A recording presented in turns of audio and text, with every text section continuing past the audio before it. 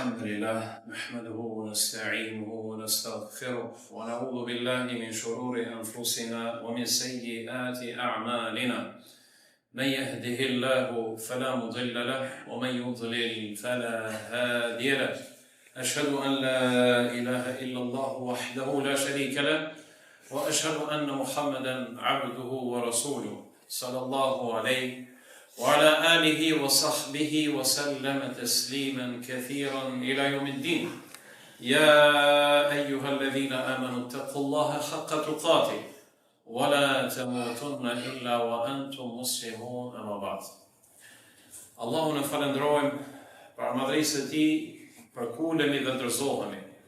Nga ai faljen, ndihem dhe mbështetje kërkojmë. Dëshmojmë se nuk ka të adhuruar me merit përveç tij dhe dëshmojmë se Muhamedi sallallahu alaihi wasallam është rob dhe dërguar i tij.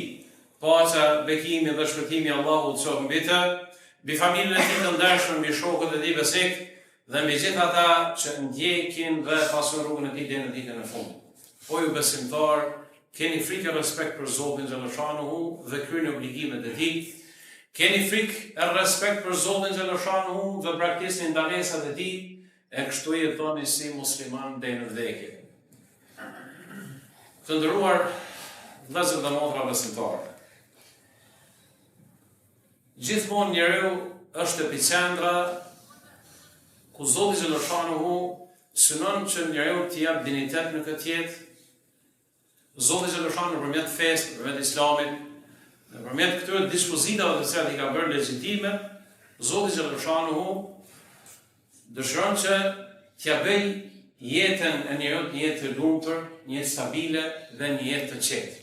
Don jetën kohë që Zoti xhallashanuhu ta shpërblej për mundin dhe për sakrificën e tij dhe pas vdekjes për qëllimeve kryesore të Zotit xhallashanuhu në raport me njerin është që Zoti ta shpërblej e ta gradoj me grada të larta në xhenet. Këtë ta kemi parasysh gjithmonë vëllezër dhe motra besimtarë. Pra Allahu te barekuala ka dëshirë që njeriu të jetë një qenie me dinitet në këtë jetë dhe pas vdekjes Zoti xhallashanuhu don që ta shpërblej, pra t'ia shpërblej mundin dhe sakrificën e tij. Për këtë arsye vëllazën Zoti xhallashanuhu ka inkurajuar në vepra të mira dhe na ka tërhequr vretjen ndaj veprave të shëmtuara. Sot do të flasim edhe në hutbet në vazhdim për shkak se është sezona verës, me vetëm qëllim që të përpiqem të vëdësojmë gjeneratat e reja për një detyrim njerëzor, për një detyrim fetar, për një nevojë që kanë e të nxitim të inkurajojmë rreth martesës. Prandaj me lejen e Zotit xhallashanuhu, edhe këtë hutbë dhe disa hutbë në vazhdim do të flasim rreth kësaj teme për shkak se është shumë e nevojshme. Martesën, vëllezër dhe motra, të nderuar të ri, Zoti xhallashanuhu e ka cilësuar si mithaqun ghalidh. Fjala mithaqun ghalidh është një beslidhje e fortë, është një kontratë e cila nuk është sikurse kontrata të tjera. Mirë po, Allahu te barekuala e ka quajtur mithaqun ghalidh, e ka quajtur si një kontratë, si një beslidhje shumë e fuqishme, si një kontratë e cila bëhet mes dy palëve që me këtë emër e merr kuptimin se është ndër lidhjet, ndër kontratat, ndër marrëveshjet më të forta. Andaj nga ky parim duhet ta kuptojmë martesën si diçka nevojë imediate, si një lidhje shumë besnike dhe si një lidhje shumë të sinqertë. Zoti xhallashanuhu e ka nderuar njeriun me dhunti të shumta. Andaj edhe martesa është prej dhuntive të shumta të Zotit xhallashanuhu.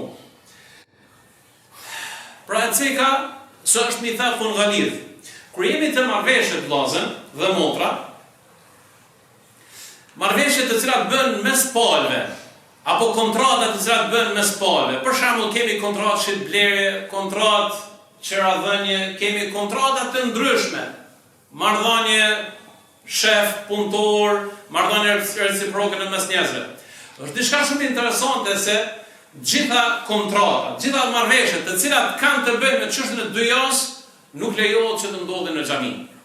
Për këtë arsye ka thënë Muhamedi sallallahu alaihi wasallam, nëse dikush e bën ndonjë kontratë shitblerje apo të ngjashme në xhami, thuani Zoti mos e bekoft këtë kontratë.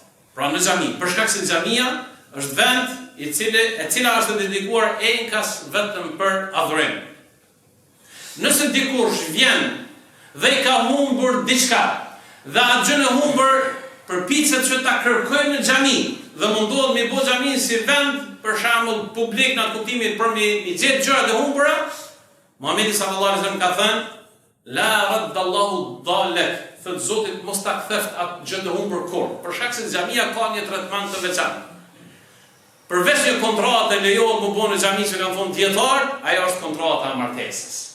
Për shkak se nga këtu kontrata e martesës e merr kuptimin e adhurimit, e merr kuptimin e ibadetit.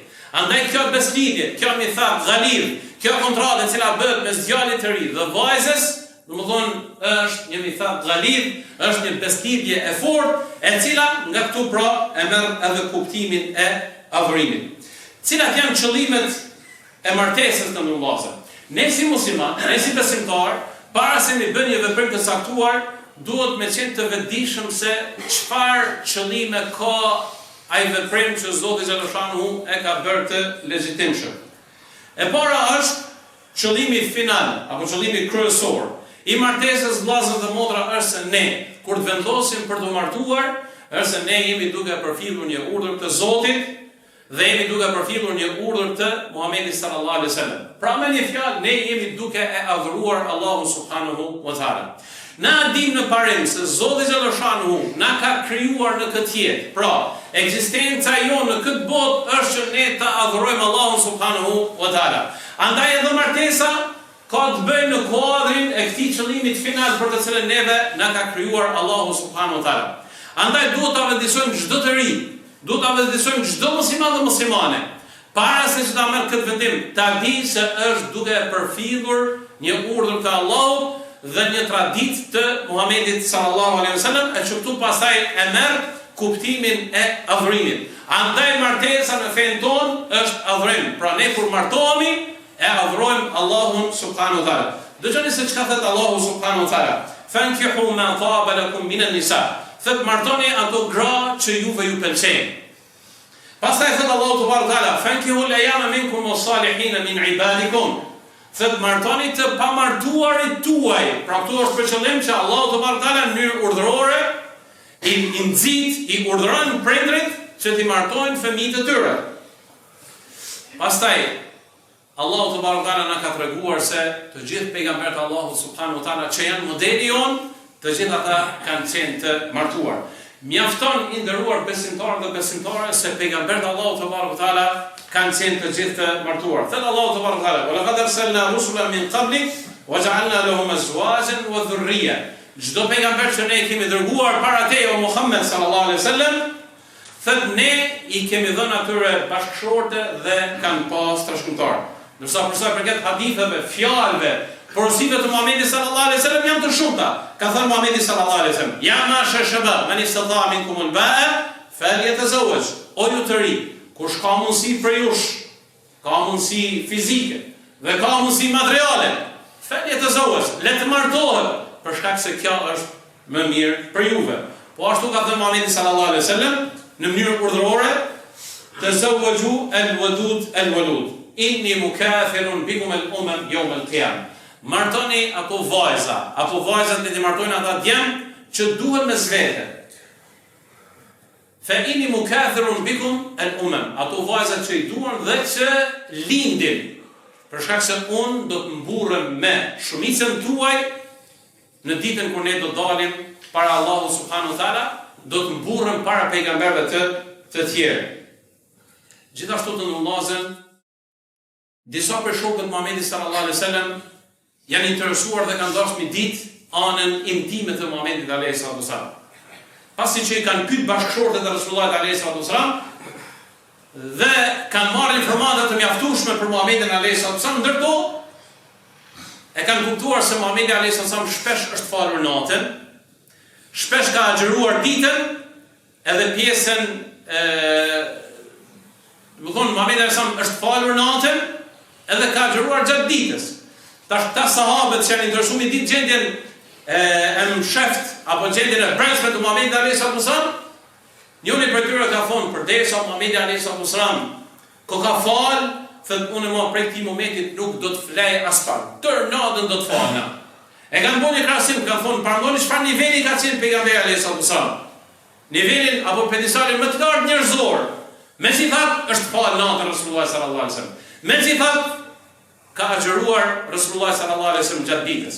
Andaj njëri prej tyre ka thonë unë ma nuk do të flej asnjëherë. Tjetri ka thënë unë ma nuk do të ushqena ditën gjithmonë do të agjëroj. Ndërsa i treti ka thënë unë prej sotit ma nuk do të kem kontakt me bashkëshorten time, nuk do të flej ma me gruan time. Andaj Muhamedi sallallahu alaihi wasallam kur ka dëgjuar për këto vendime që i ka marrë, ka thonë pasha Allahun, unë jam njeriu që më së miri e njeh Zotin. Pasha Allahun, unë jam njeriu që më së shumti ja kam dhronë Zotit dhe kam respekt për Allahun. Megjithatë, edhe pse jam pejgamber, falem dhe flej, agjëroj edhe ha ushqim, edhe kam kontakt me bashkëshortet e mia. Faman raghiba an sunnati falaysa minni. Ai i cili distancohet prej traditës sime, ai nuk është prej meje. Pra, Muhamedi sallallahu alaihi wasallam, sikur se ka dashur me atë mesazh, që ai i cili neglizhon çështjen e martesës, ai i cili nuk don që të martohet, sikur se më thonë se nuk na përket neve. Pra, aq i rreth ka qenë në këtë çështje Rasulullahi sallallahu alaihi wasallam. Gjithashtu të ndërlozëm për qëllimeve esenciale të martesës është se martesa është shkaku kryesor që të ruhet lloji soji njerëzor dhe që të qëndërshtohet. Përmes martesës krijohet familja. E familja është baza e parë, apo është bërthama kryesore e formimit të shoqërisë. E nëse shikojmë dispozitat fetare, nëse i shikojmë dispozitat fetare si tërësi vllazën dhe motra, e shohim se 1/4 e fikut islam, e juridikut islam, 1/4 dispozitave fetare ka të bëjë me çështjen e familjes. Ka të bëjë me çështjen e familjes. Për shembull, dispozitat rreth martesës, dispozitat rreth trashëgimisë, dispozitat rreth farefisit, të gjitha këto, pra një pjesë bukur e madhe e dispozitave fetare ka të bëjë ekskluzivisht me familjen. Andaj, sikurse, nëse dikush e neglizhon çështjen e martesës, sikurse u ka dhënë një penalizu komplet apo një të katërtën e shariatit, legjislacionit të Allahut subhanahu wa taala. Dispozitat fetare janë ato detyrime të cilat janë individuale, siç është për shembull pastërtia, siç është namazi, siç është agjërimi, ka të bëjë domethënë krejt individuale. Pastaj kemi detyrime të cilat janë familjare. Dhe këtu e ceka se 1/4 dispozitave të fikut islam janë të fokusuar në çështjen e familjes. Pastaj kemi detyrime shoqërore. Detyrime të cilat ne obligohemi ndaj shoqërisë. Dhe e katërta janë detyrimet e udhëhecëve të njerëzve. Çdo lider ka detyra para popullatës, që të menaxhojë resurset të cilat i ka krijuar Allahu subhanahu wa taala në tokë, në qiell dhe në det. Detyra e udhëhecit është që të menaxhojë këto mirësi të Allahu subhanahu wa taala. Detyra e udhëhecit është po ashtu të gjykojmë me drejtësi, të ndajmë me drejtësi e kështu të radhë. Andaj për këtë arsye pra, legjislacioni islam është i kompletuar.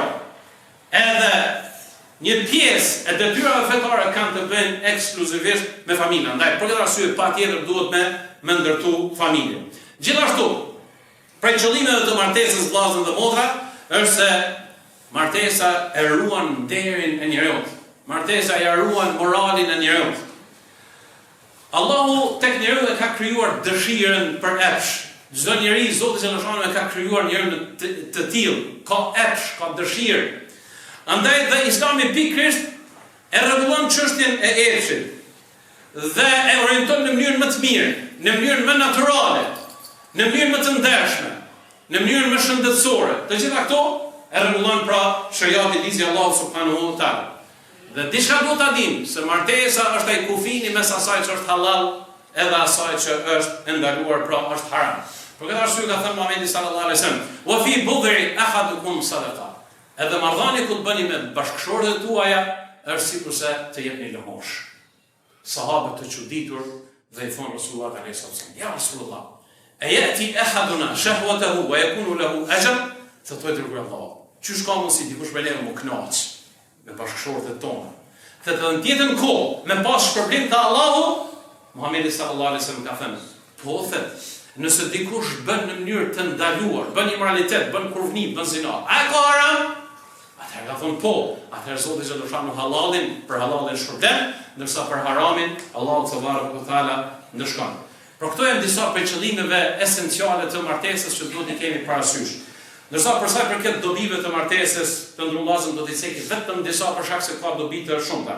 E para që është shumë interesante dhe është pothuajse esenciale prej dobive të martesës është se martesa ta jep një lloj stabiliteti, ta jep një lloj qetësie, ta jep një lloj rahatie. Për këtë arsye Allahu subhanahu wa taala ka thënë: "Wa min ayati an khalaqa lakum min anfusikum azwajan litaskunu ilayha." Thot për shenjave se Allahu ekziston, Allahu e ka bërë martesën në mes jush, që ju të gjeni qetësi, që ju të gjeni rahati, që ju të gjeni pushimin edhe fizik, edhe pushimin shpirtëror. Pastaj Allahu subhanahu wa taala lidhjen mes burrit dhe gruas e ka konsideruar sikurse lidhja apo varësia jonë që kemi për rroba. Allahu subhanahu wa taala thot: "Antum libasun lahunna libasun lakum wa antum libasun lahun." Ato janë rroba për juve, e ju jeni shtretër për ato, edhe në të kundërtën. Ato janë shtrat për juve dhe ju jeni rroba për ato. Andaj, vetëm në martesë ka mundësi që të fitohet ajo qetësia, ajo rahatia dhe ajo siguria e cila e merr kuptimin pastaj të formimit të familjes. Prej dobive të martesës është se martesa është sebeb që njëri ta pastrojë dhe që Zoti xhaleshanu të jep bereqet. Për këtë arsye ka thënë Allahu subhanahu wa taala: "Yakunu fuqara yughnihimullahu min fadli." Thotë nëse ju jeni të varfër me martesë, Zoti xhaleshanu do t'ju pastrojë. Andaj dietarët kanë thënë se martesa në asnjë mënyrë nuk e pakson rrezikun, por përkundrazi është sebeb, është shkaktar që Zoti xhaleshanu të jep bereqet dhe që ta shtojë rrezikun. Po ashtu ka thënë Muhamedi sallallahu alaihi wasallam: "Thalathatun haqqun 'ala Allahi aunuhum." Tre persona Zoti xhaleshanu ja ka obliguar vetvetes së tij që të kujdeset për ta.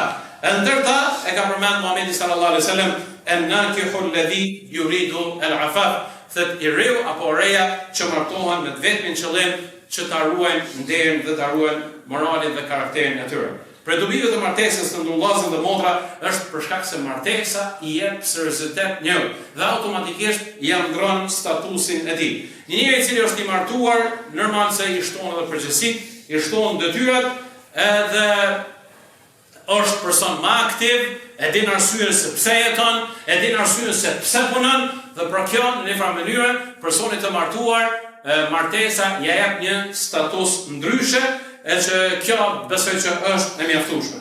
Në fund e lut Zotin xhaleshanu që Zoti të alecoj trive dhe të rejave që sa më parë ta kryejnë këtë obligim që kanë ndaj Allahu subhanahu wa taala. E lut Zotin xhaleshanu që t'i uzoj trive dhe të reja tonë e ta kuptojnë martesën si një detyrim edhe jetësor, edhe një detyrim fetar, dhe që Zoti xhaleshanu t'i begatoj në shëndetin e tyre, në jetën e tyre dhe në pasurinë e tyre. Zoti na ruaj prej sëmundjeve, Zoti na ruaj prej gjërave të liga dhe Zoti xhaleshanu e ruaj moralin e trive dhe trejave tonë. Alhamdulillahi rabbil alamin.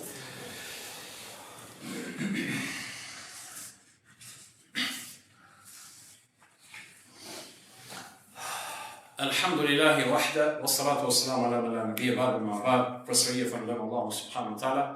Dërgojmë salavatin mbi Muhamedit alayhi salatu wasalam, mbi familjen e tij të ndershëm, mbi shokët e tij besnik dhe mbi gjithë ata që ndjekin nga pasojat e tij deri në ditën e fundit. Të ndruazën dhe motra, para 3 javë ka qenë ditë e xhumë, e kemi pas një sprovë në shtetin tonë, është djeg xhamia e Episkopës. Apo besoj që gjithë ju keni kuptuar, gjithë ju keni marrë vesh. Xhamia e Episkopës është xhamia më e mira, është xhamia më e madhe, është xhamia më e reja e qytetit tonë. Dhe besoj që gjithë ju keni qenë aty, e keni pa, vërtet është një objekt që atë ditë kur ka ndodhur kjo sprovë, për besoj që gjithë na jemi pikëlluar. Andaj kemi marrë organizim për Bashkisë Islame, do thonë jemi të thirrur që gjithë ne ta japim një kontribut me vetmin qëllim që të mundohemi të sanojmë ato dëmet e cilat janë bërë gjatë djegjes së saj. Është bërë një dëm goxha i madh, andaj i inkurajojmë gjithë vëllezërin, kush ka mundësi, edhe ju dhe familjarët tuaj, po gjithë qytetarët, për shkak se tek e fundja xhamit janë shtëpitë Allahu subhanahu wa taala. E janë në funksionin e të gjithëve. Andaj duhet ta kuptojmë se xhamit janë objekte, janë vende të cilat janë të nevojshme për neve. dhe mundoni që ti inkurajoni që të gjithë të kontribuojnë të japin një mund që të përpiqemi t'ja kthejmë pamjen ashtu që ka qenë qoftë edhe më e bukur kjo xhami. Elu Zotin xhaleshanu që gjithmonë Allah të na jep pasuni, të na jep mundësi që të japim pranë Zotit xhaleshanu. E kuptoj se ndoshta janë shtullë obligimet e jetës, ndoshta vjen shpesh me kërku, mirë po është një mundësi vllazën, binduni se nëse jepni për xhami, dini se Zoti vetëm se ka shtu pasunimin. Allahu në asnjë mënyrë nuk e pakson, por përkundrazi e shton dhe Allahu do t'ju jap bereqet. Andaj lu Zotin xhaleshanu që Allahu t'i ruaj xhamiat tona, e lu Zotin xhaleshanu që t'jemi prej atyre që ndërtojmë xhami, e kujdesemi për mirëmbajtjen e xhamive, për shkak se Allahu subhanahu wa taala ju ka japur epitetin besimtar gjithë ata njerëz që kujdesen për xhami. Andaj lu Zotin xhaleshanu edhe një herë që Zoti na prej për atyre që kur është në pyetje që të japim një kontribut për diçka të mirë, që Allahu na jep mundësi dhe që Allahu na jep mundën. Walhamdulillahi rabbil alamin. Inna Allaha wa malaikatahu yusalluna ala nabi ya ayyuhalladhina amanu sallu alayhi wa sallimu tasliman katira. اللهم صل على محمد وعلى ال محمد كما صليت على ابراهيم وعلى ال ابراهيم انك حميد مجيد. اللهم بارك على محمد وعلى ال محمد كما باركت على ابراهيم وعلى ال ابراهيم انك حميد مجيد. ان الله يأمر بالعدل والاحسان وايتاء ذي القربى وينهى عن الفحشاء والمنكر والبغي يعظكم لعلكم تذكرون واقيموا الصلاة.